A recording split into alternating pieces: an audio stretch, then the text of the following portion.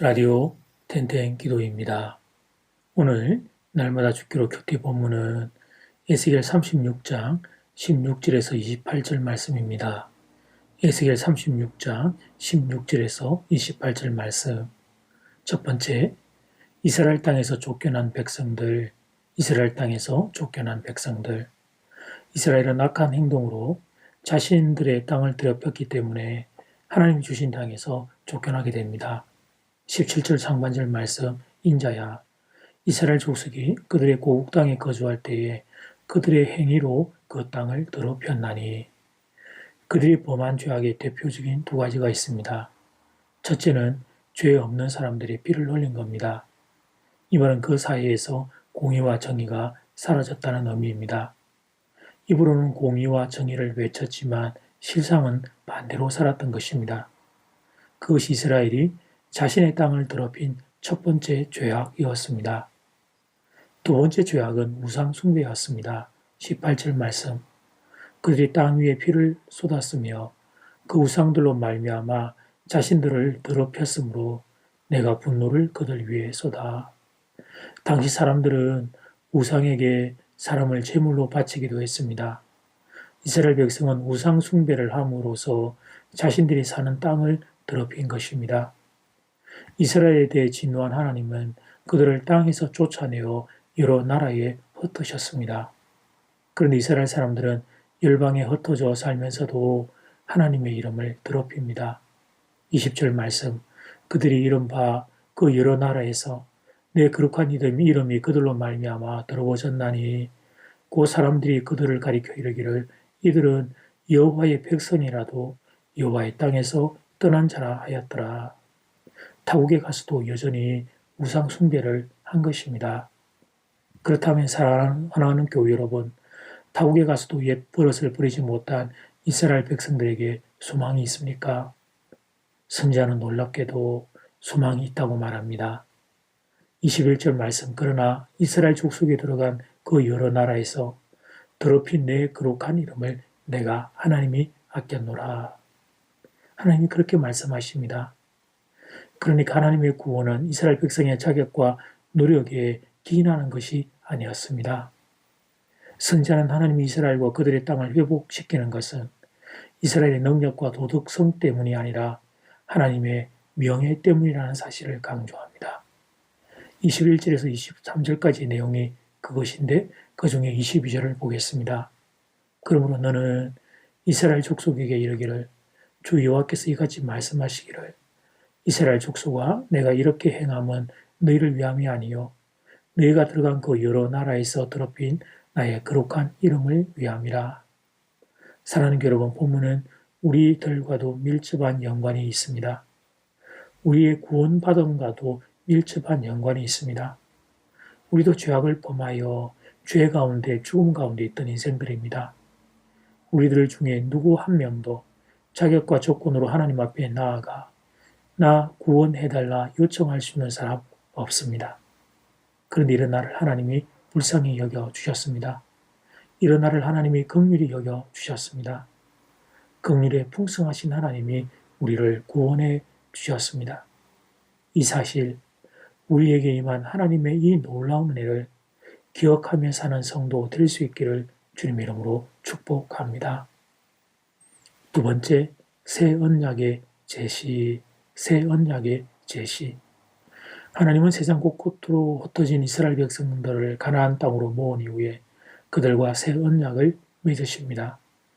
에스겔은 이 과정을 24절에서 세 차례나 제2의 새로운 출애굽 사건으로 묘사합니다.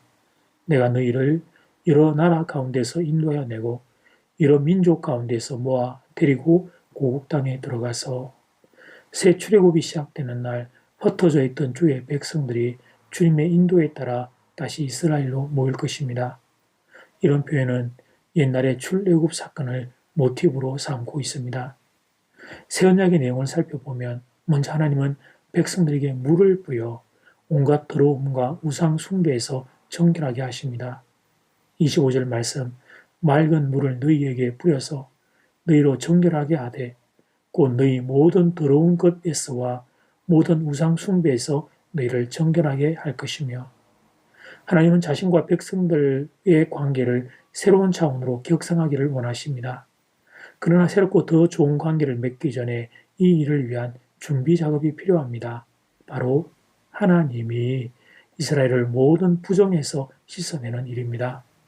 하나님이 물을 뿌려 자기 백성들을 정결하게 하신다. 그들에게 새 마음과 새 영을 주십니다. 정결 과정이 인간의 외형적인 것에서 내부적인 것으로 옮겨가고 있습니다. 심장과 영은 인간의 이성과 의지를 좌우하는 기관입니다. 생명을 관장하는 기관입니다. 새 심장과 새 영을 주신다는 것은 새로운 삶과 신분을 의미합니다. 마음의 할례를 행한 것이라고도 할 수 있습니다. 신약의 성도인 우리가 새 언약의 선물을 받은 사람들입니다. 새 마음과 새 영을 받은 사람들입니다. 그래서 이제부터 우리가 해야 할 일은 내 안에 계시는 성령님의 감동을 따라 순종하며 사는 것입니다. 나는 언약을 모른다고 핑계할 수 없습니다. 나는 언약이 어디에 있는지 모른다고 변명할 수 없습니다. 새 언약은 우리의 마음과 영혼에 새겨진 언약이기 때문입니다. 예수를 믿는 순간 성령님이 우리 안에 내주하십니다. 그때부터는 성령의 감동에 순종해 사는 훈련을 해야 합니다. 나의 자아를 꺾고 성령님께 순종하는 것입니다. 내 고집을 내려놓고 주님의 감동에 순종하는 것입니다. 그 시간들이 더해지면서 우리의 삶에 하나님의 언약이 실체로 드러나기 시작합니다. 지금 우리가 그 실험을 하고 있는 중입니다. 하나님의 은혜로 구원을 받았지만 그것이 끝이 아닙니다. 그때부터가 진짜 시작입니다. 하나님의 은혜를 기억하며 내 안에 계시는 성령님께 순종하며 사는 것입니다. 이제 첫 번째 기도 시간입니다. 받은 말씀과 개인 기도 제목을 가지고 함께 기도하는 시간입니다. 이 시간 다 함께 마음을 모아 주님 앞으로 나아가겠습니다.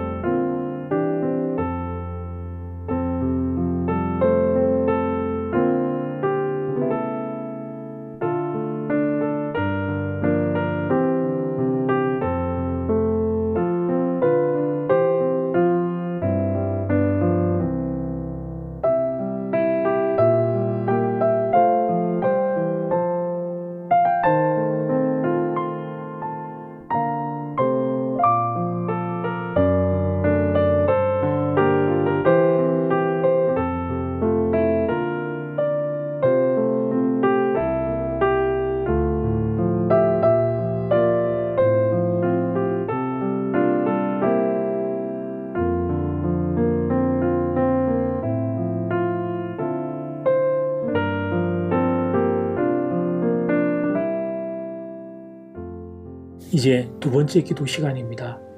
작은 1번, 하나님의 은혜로 회복되는 이스라엘 백성들을 봅니다. 자격과 조건이 아니라 오직 하나님의 은혜로 회복되는 이스라엘 백성을 보며 하나님, 나도 하나님의 그 은혜로 구원받은 백성임을 고백합니다. 그 하나님의 은혜의 감격을 붙잡고 살게 도와주십시오. 그리고 새 마음과 두 번째로 새 영을 주시는 새 언약을 저에게 허락하셨는데 성령님께 순종하며 사는 그런 인생이 되겠습니다. 이 시간 다 함께 마음을 모아 기도드리겠습니다.